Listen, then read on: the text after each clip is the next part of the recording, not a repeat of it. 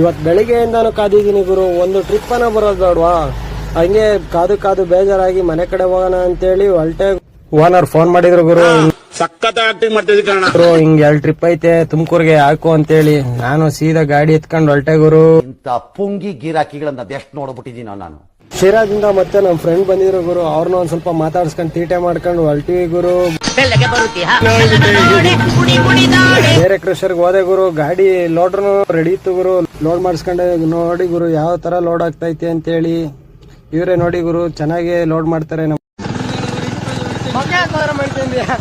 ತೆಗಿರಲ್ಲ, ನಿಮ್ಗೆ ಗೊತ್ತಾಗಲ್ಲ.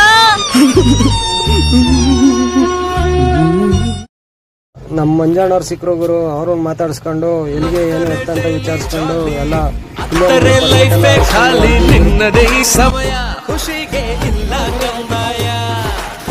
ಒಗ್ಗಟ್ಟಿನಲ್ಲಿ ಬಲವಿದೆ ಅನ್ನೋದಕ್ಕೆ ಇದೇ ಸಾಕ್ಷಿ ಗುರು. ಇಬ್ರು ಮಾತಾಡ್ಕೊಂಡು ಅವ್ರ ಪಾಡ್ಗೆ ಅವ್ರು ಅನ್ಲೋಡಿಗೆ ಹೋದ್ರು ಗುರು.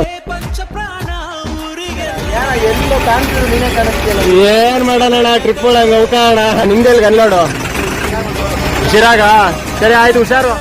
ನಮ್ ಸೀನಣ್ಣವ್ರು ಸಿಕ್ಕರು ಗುರು, ಅವ್ರನ್ನ ಮಾತಾಡ್ಸ್ಕೊಂಡು ಹಂಗೇನೆ ಸೀದಾ ತುಮಕೂರು ಸಿಟಿ ಕಡೆ ಹೊರಟೆ ಗುರು. ಹೋಗ್ತಾನೆ ನಮ್ ಬಾಸ್ ಅವ್ರ ಕೈ ಮುಗಿದ್ಬಿಟ್ಟು ಅನ್ಲೋಡ್ ಪಾಯಿಂಟ್ ಹೋಗಿ ಅನ್ಲೋಡ್ ಮಾಡ್ಕೊಂಡು ಸೀದಾ ವಾಪಸ್ ಬಂದೆ ಗುರು.